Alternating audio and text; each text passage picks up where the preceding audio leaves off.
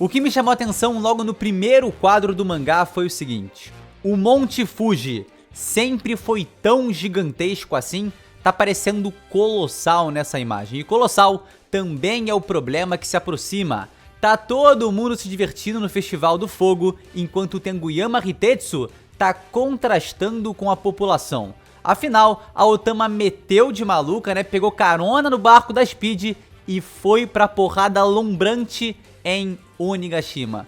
Péssima ideia, mas excelente ideia, porque ela se tornou uma peça-chave pra rebelião. Detalhe, tá? Detalhe é que a Hiyori ainda não apareceu. E enquanto Hitetsu pensa no assunto, Onigashima se aproxima através das nuvens sem ser percebida por ninguém. Ponto positivo é que a Otama tá cada vez mais próxima do Hitetsu. Que merda, hein? Uma nova figura se junta no domo de Onigashima, um Mary Transmissor que é tipo o anunciante do torneio do Dragon Ball que só tá lá pra passar emoção pros espectadores. O resumo da situação é o seguinte: Kaido, o dragão azul, tá sendo desafiado por Luffy montado em um dragão rosa. E aí, o show vai começar. E como o show vai começar, eu peço pra você, por favor, deixar aquele like, se inscrever no canal se você não é inscrito e também acionar esse sininho. Antes de ir pra porradaria dracônica que vai rolar, eu queria chamar a atenção pra um detalhe. O Momonosuke tá sempre com esse discurso de se eu fosse adulto, se eu fosse um monstro como ele. Mas a realidade é que esse "e se" só é uma busca sem fundamento pela condição perfeita e só impede ele de tomar uma atitude, porque toda e qualquer tipo de decisão só pode ser tomada em um momento de nossas vidas, no agora, no presente. Você não age no passado e o futuro é incerto. Às vezes não dá pra esperar as circunstâncias perfeitas pra agir. A atitude do Momo precisaria ser feita no único momento em que uma ação pode ocorrer, que é no presente. Mas antes de falar desse momento, entenderam essa belíssima piada, momento? Eu não gostei do Queen ter aparecido ali pensando em quem estaria lutando contra o Kaido. Se tá tendo espaço pra pensar em outras coisas, é porque o Sanji não tá fazendo aquela pressão gostosa que a gente quer ver ele fazer. Mentira, mas também é meio verdade, né? Eu vou inventar aqui que isso é um detalhe muito bem pensado pelo Oda pra mostrar que nas entrelinhas o Sanji não tá dando aquela pressão que a gente quer ver, essa pressão lendária, porque tá sentindo o corpo estranho devido ao uso da Raid Switch. É exatamente isso que o Oda quer que a gente entenda. Exatamente isso. Exatamente isso. De volta à Batalha dos Dragões, Kaido lança um Boro Breath e Momonosuke com Haki da Observação Avançado desvia. É uma piada, tá? E aí o Luffy dá o papo que é pro Momo morder o Kaido, salta do dragão em direção ao outro e dá um baita de um porradão no Yonkou com o Gear Third. Legal aqui, né? É que é um momento parecido com a primeira vez que eles lutaram um contra o outro no capítulo 922, onde o Luffy também dá um Elefantogun na cabeça do Kaido e também tá usando a mão esquerda. Isso me chamou a atenção, tá? Eu não tinha reparado nesse padrão dele usar a mão esquerda com o Elefantogun.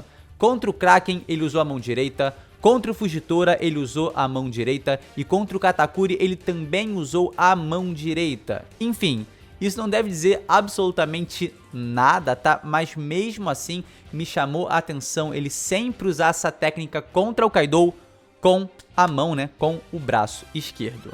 E aqui entra uma das partes mais interessantes do capítulo, quando o Momo toma coragem e ataca diretamente a fonte de seus medos, Kaido, o início de todo o trauma. O medo de altura do Momo não é só um medo de um lugar alto, há um complexo muito maior que isso. É um trauma que faz ele recordar do dia que perdeu sua mãe e que perdeu seu pai, do dia que ele viu a morte diante de seus olhos e mesmo assim negou desistir da honra que carrega em seu sobrenome, do dia que uma responsabilidade gigantesca caiu sobre seus ombros e o destino de Wano mudou para sempre. O trauma do Momo tem todos esses elementos interconectados e simplesmente se traduz em medo de altura. E no momento em que ele decide enfrentar a fonte de tudo isso, ele dá um passo gigantesco para superar esse sofrimento.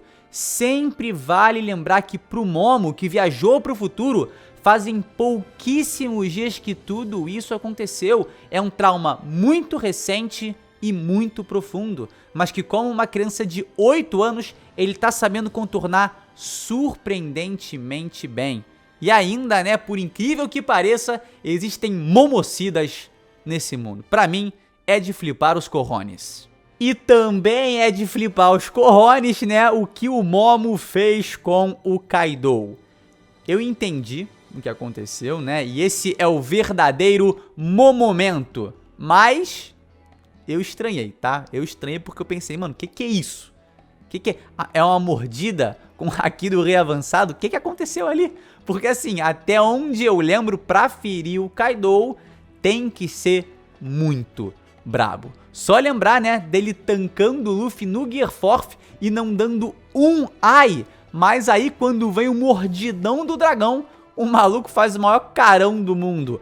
Ah! E eu fiquei pensando aqui com os meus botões, se pá, isso é tipo Pokémon, né, que dragão é super efetivo contra dragão.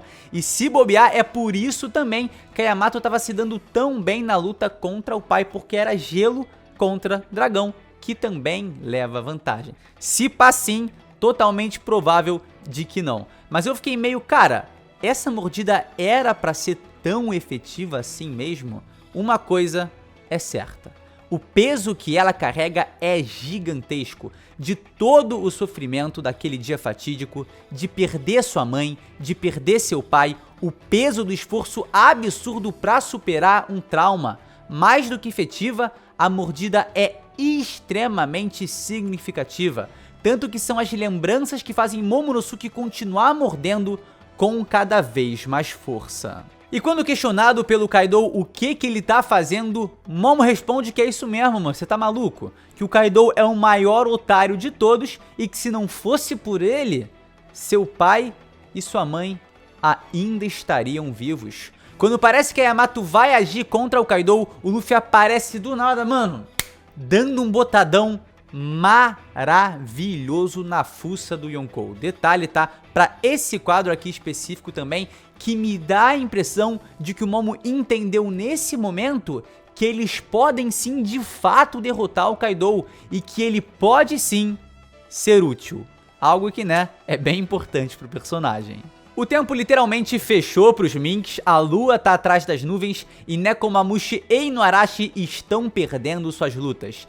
Eu sei que o sonho não acabou pra muita gente, tá? Mas a Carrot, cada vez ali mais jogada de lado, cada vez mais coadjuvante, tendo um papel ali bem mais ou menos. Ela, no caso, está dividindo uma função ali com a Wanda. E falando em coadjuvante, mais uma vez é hora do protagonista brilhar. A conversa entre Luffy e Momo tá altamente relacionada com o que eu mencionei anteriormente, com o Momo ser capaz de enfrentar a fonte dos seus traumas para superar seus medos. O bloqueio emocional do Momo, que é algo abstrato, é destravado pela ação concreta, pelo fato dele agir. A partir do ponto que ele atacou o Kaido, ele se libertou dessa gaiola de medo e que agora pode literalmente e metaforicamente voar livre pelos céus. Já é então bacana, então vai fazer alguma coisa de útil e vai parar Onigashima, seu moleque vagabundo. É essa a ordem de Monkey D. Luffy.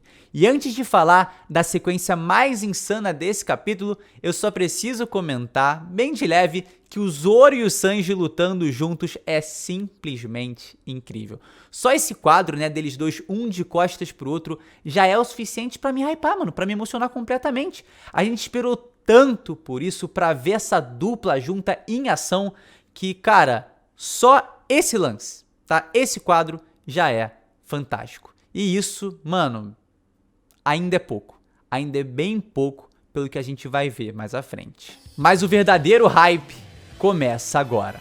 Para todos os que estão na guerra, Luffy brada que com certeza vencerá Kaido. Isso porque ele nem sabia que estava sendo ouvido por todo mundo, ou seja, o Luffy só disse palavras que acreditava do fundo do seu coração e palavras que fizessem o Momo se sentir bem. Os ânimos mudam e a circunstância se torna outra. A aliança que parecia abalada com sua iminente derrota ganha uma motivação infinita ao ouvir as palavras do futuro rei dos piratas. O verdadeiro confronto começa agora.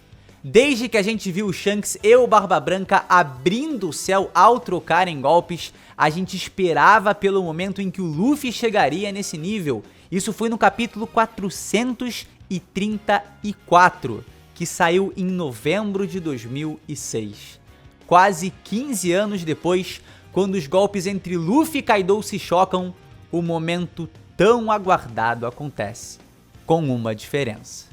Assim como aconteceu com Roger e Barba Branca, os golpes revestidos em Haki do Rei não se encostam. O céu se divide em dois. Luffy se tornou um grande general que rompe os céus. Essa mudança incrível na moral de um exército, essa esperança presente em suas palavras, são dignas daquele que um dia em breve, se tornará o rei dos piratas. Luffy contribuiu demais para o Momo superar seus medos e é aquele que mantém a fé e a chama da vitória acesa. E real, eu simplesmente amo o Luffy. Eu amo demais esse personagem, que tá na minha vida há mais de 10 anos e continua a me conquistar, continua a me emocionar e me proporcionar momentos tão incríveis como esse. Partir o céu em dois não é simplesmente um feito visível, mas também extremamente simbólico. Com essa façanha, ele tá abrindo as alas, atravessando esse corredor em direção ao título de Rei dos Piratas. Essa era a proeza que para muitos definiria e definiu o Luffy como um verdadeiro nível Yonkou. E esse é provavelmente o painel que diferencia o nível de força entre Luffy e Yamato. O refinamento do Luffy é maior, seu controle das habilidades e do Haki são mais poderosos. Esse é o painel que deixa claro que agora o Luffy é capaz de rivalizar com qualquer Yonkou, sendo capaz de um feito que apenas Roger, Barba Branca, Shanks, Big Mom e Kaido tinham sido capazes de produzir. Essa cena é, sem sombra de dúvidas, o passaporte de entrada do Luffy pro hall da fama dos piratas mais incríveis de todos os tempos. E como se não bastasse, temos então um efeito de causa e consequência. Com as nuvens se abrindo para a lua admirar esse lendário confronto, sua luz mais uma vez brilha e se derrama sobre os Minks, permitindo que Nekomamushi e Inuarashi voltem ao extraordinário modo Sulong. Oden e Torio. E as batalhas são finalizadas. Jack a Seca é derrotado por Inuarashi, vingando os Minks. Peros, o primeiro filho da Big Mom, é derrotado, vingando Pedro, um Mink. E além disso, o que tem de tão maneiro nessas vitórias? O primeiro ponto, né, é que o Neko perdeu um braço em Zou e Inuarashi perdeu uma perna. Então é muito significativo o gatão atacar com um braço e o cachorro atacar com uma perna. Especialmente, né, nesse caso do Inuarashi, que tá vencendo o Jack usando, mano, o cotoco de madeira, tá? O cotoco de madeira que ele substituiu pela perna que essa calamidade arrancou. E outro detalhe é que Peros perdeu o braço postiço de Doce, que substituía o original que ele perdeu na explosão do Pedro. Cara, simplesmente sensacional. Mas antes de ir pro fim do capítulo, queria comentar brevemente a reação das pessoas, né? Principalmente do Law, do Kid e da Big Mom. Por mais que a dupla de Supernova pareça estar bem exausta e machucada, visivelmente a Big Mom não tá saindo ilesa da batalha, tá? Ela tá até sangrando. E pra eles terem conseguido isso, será que o Kid tá conseguindo usar o Haki do Rei avançado? Será que Kid vai chegar no mesmo nível que o Luffy? Ou será que nessa geração todos vão continuar atrás dele sem conseguir rivalizar com o Chapéu de Palha? Vai ser muito interessante, né, quando a gente conseguir focar realmente nesse confronto e ver como o Kid e o Law vão fazer pra superar essa velha monstruosa. E pra fechar o capítulo, ele, surpreendendo um total de 0 pessoa, tá vivo e tá de volta. Kurozumi Orochi. E lembra sobre o que eu falei no início do capítulo, tá? Sobre a Hiyori ainda não ter aparecido? Pois é, eu acho que ela vai se envolver nessa batalha louca ainda, tá? Sendo, como eu disse no vídeo dessa semana, o fazão do conto de Momotaro e tendo algum desfecho relacionado com Orochi. Até porque, agora que Jack e Perospéros foram derrotados por Inuarashi e Nekomamushi, as lutas principais restantes são Raizo vs Fukurokujo, Drake vs Apu, Killer vs Hawkins, Sanji e Zoro vs Queen e King, Kid e Law vs Big Mom e a que tá rolando no domo. Então, outro personagem que tá sumido até agora e ainda não teve o seu papel completo é o Denjiro, que também tem um plot muito relacionado com Orochi e com a Hiyori. Então, pra mim, é muito provável que esses três vão ter um encontro aí e a resolução do Orochi se encontre nas mãos desses dois personagens, que semanas atrás eram praticamente seus animais de estimação. Então, ver essa virada ia ser realmente bem interessante. Eu acho que o Orochi vai ficar a ponto de morrer, né? Afinal, ele já perdeu todas as cabeças da Yamata no Orochi menos uma, mas não vai morrer. Essa cabeça aí vai continuar. No fim, a Hiyori vai decidir por não dar sequência a esse ciclo de ódio que os Kurozumi e o país de Wano geraram entre si, com os dois lados cometendo absurdos descabidos de qualquer compaixão. Eu sei que muita gente quer que ele morra, mas nenhum personagem mocinho em One Piece costuma matar outros personagens. Eu acho que essa não seria a mensagem que o Oda gostaria de passar. Então eu acho que ele vai ser condenado, né, porque ele merece muito, mas não vai encontrar seus fins na mão de Hiyori ou de Denjiro. E agora, pra fechar, eu vou ter que cometer um crime. Um verdadeiro crime, mas tá, foi algo que passou pela minha cabeça enquanto eu tava lendo. Eu já estou vendo a Yamato se apaixonar pelo Momonosuke. Calma. Ó, querendo ou não, tá? Ela tem uma espécie de paixão pelo Oden, que se traduz nessa admiração gigantesca que ela sente por ele. Então, quando o Momo voltar ao normal e tiver a cara e o corpo do pai, essa parada aí, tá? Esse crime pode acabar ocorrendo. Só tô avisando também, tá? Não pensem que eu sou o emissário do caos, o precursor da discórdia, nada disso. Só tô querendo avisar todo mundo pra, cara, geral ficar ciente pra, se ocorrer, não abalar tanto assim. Porque tem potencial pra... Ai, meu coração. E só outro ponto complementar que eu esqueci de comentar no meio é... O Mary, que tava transmitindo as informações do domo, tomou um choquezaço de Haki do Rei e apagou. Agora o resultado da batalha principal vai ficar indefinido para os demais, que lutarão ao máximo para conquistar suas vitórias. Olha, eu não costumo muito comentar as capas, mas essa tocou meu coração. Para quem não lembra, a Belemer colocou essa estampa de leão girassol por cima de uma roupa da Nojiko para dar para Nami, que acabou reagindo de uma maneira muito ruim por não ganhar de fato uma roupa nova. Atitude que, inclusive, ela se arrependeu muito durante muito tempo. Então, mesmo que só numa história de capa ela tá costurando esse símbolo em outras camisetas, é bonito demais para não ser comentado. Esse foi o vídeo, meus queridos. Espero de verdade que você aí tenha gostado, tá? Por favor, não esquece de acionar esse sininho, cara, para receber notificações. A gente ainda tá recebendo algumas reclamações em relação a isso. E também deixe seu like, que contribui pra caramba. E se inscreve no canal se você não é inscrito, cara. Vários conteúdos de One Piece todo dia de semana, live no domingo maravilhosa, sempre ali muito encantador. O chat tá solando sempre. Então é isso, a gente se vê sem sombra de dúvidas no próximo vídeo. E muito obrigado por me acompanhar até aqui. É isso, galera. Valeu!